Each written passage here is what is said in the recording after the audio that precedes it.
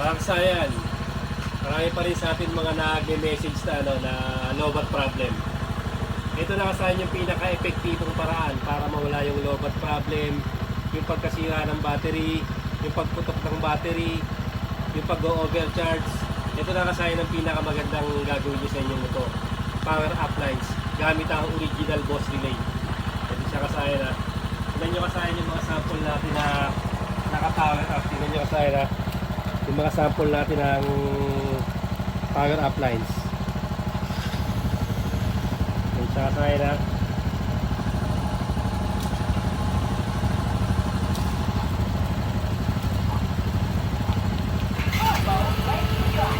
Ayun siya kasayan, masusubukan nyo siya kasayan. Dahil hindi nyo basta siya malolobat. Balance yung ano natin niya kasayan, yung wire hindi masyadong mag-iit, hindi siya mangingitim. Tapos yung mga bolt tayo natin kasayan, yung silipin. Tulad yan, ito Macho. Macho 175. Mga naka-double contact. Ito, loaded dito kasayan ha.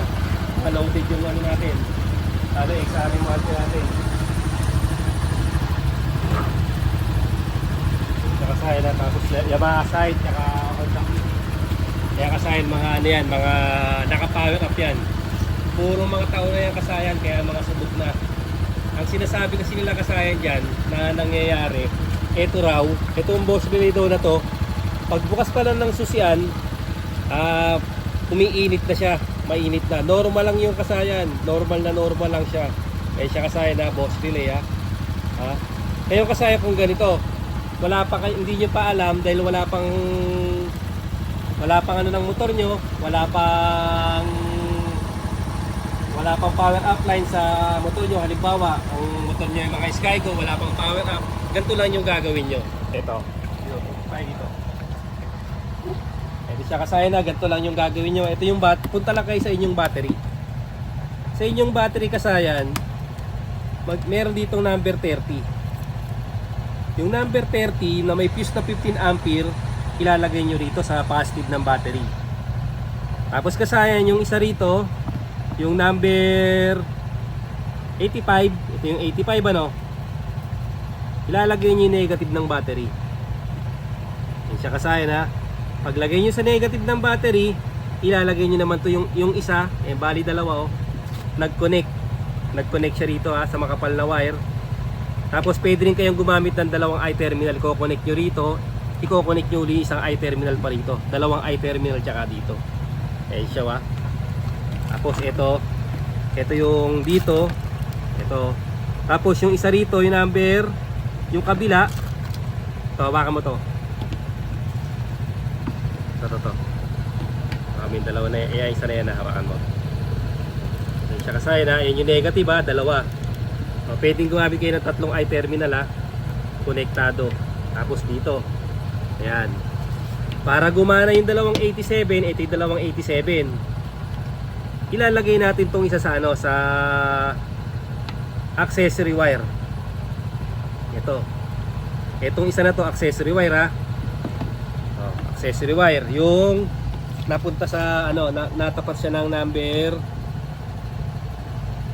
86, 85 kasi ito pwede magkabaliktaran kung dito malapit, kung saan nyo ipopwesto, malapit dun yung ground, dun nyo ilalagay yung ground. 85 sa ground, konektado rito, number 30 pupunta rito sa battery, ayan siya. Tapos 86 accessory wire. Okay, buhay na yung dalawang 87. Ilalagay nyo ngayon sa common ang ilalagay nyong ilaw.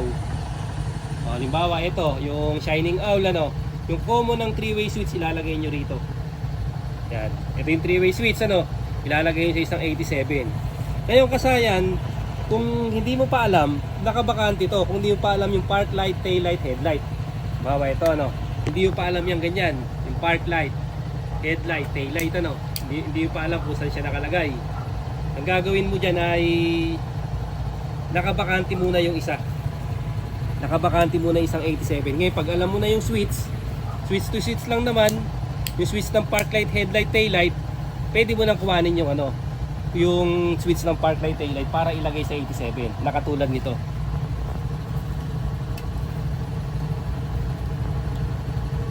Kasayan ha, halimbawa ito yung kasayan para kahit wala pang tutorial sa motor nyo, pwede yung gawin. Siya.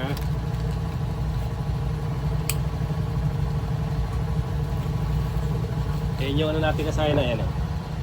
Headlight, nakabukas ba headlight? O, tingnan mo yung headlight. Nakabukas yung headlight. Ayan, park light, headlight, park light, tsaka tail light.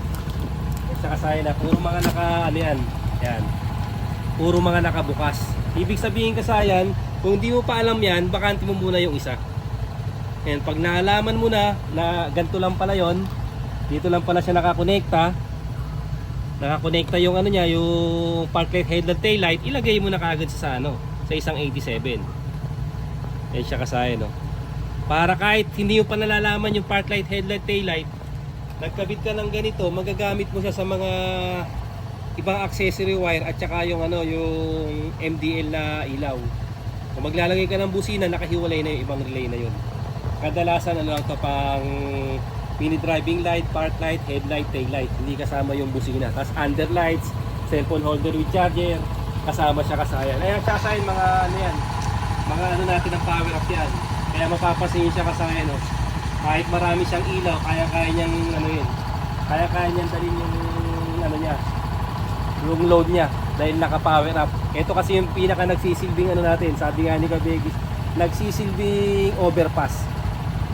Yung ibang yung ibang accessory sa iba na siya dadaan, hindi na sa dating harness ng motor, dito na siya manggagaling. Kaya ito, hindi ito nasusunog kasayan kahit umiinit yan. Subok na ng subok na siya sa long ride.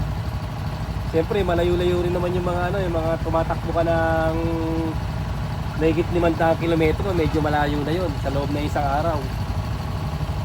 Sayan, pero okay na okay siya, walang nagiinit, walang nasisira. Tsaka wala pang nasira siyang boss relay, basta original. Siya kasayan, mapapansin niyo yan.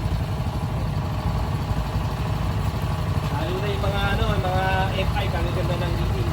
Ito kadalasan ng natin kadalasan kasayan na maraming nagre-request natin sa mga mga pantra. Mga pantra na wala pa tayo, katulad ng mga Suzuki RS, wala pa tayo yun, wala pang naliligaw. Sa battery lang lagi tayo pupunta Ayan siya. Saka ang kagandahan nito kasayan,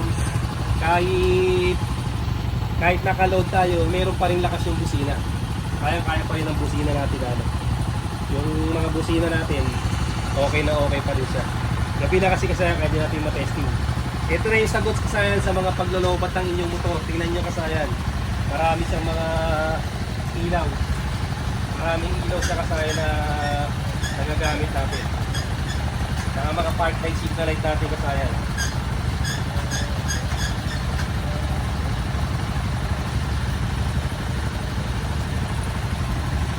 Mga double natin kasayan na mga double contact signal light din natin yan kasayan. Puro mga double contact yan kasayan. Saka kasayan, kahit may sounds pa yan kasayan, kaya niya. Ito na yung pinaka magandang gawin nyo sa motor nyo kasayan. Pagpaba ng buhay ng battery. Pagpaba ng buhay ng battery, pagpaganda ng daloy ng kuryente, yung wiring hindi siya masusunog. Ito na yung kasayan, yung pinaka na masusubukan nyo sa inyong motor. Sigurado yan.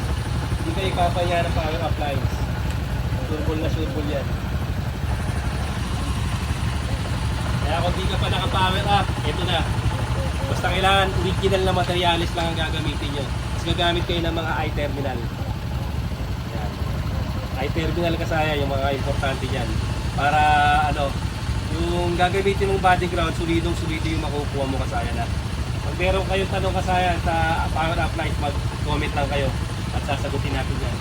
Hanggang dito na lang mga kasayan. Salamat sa panonood.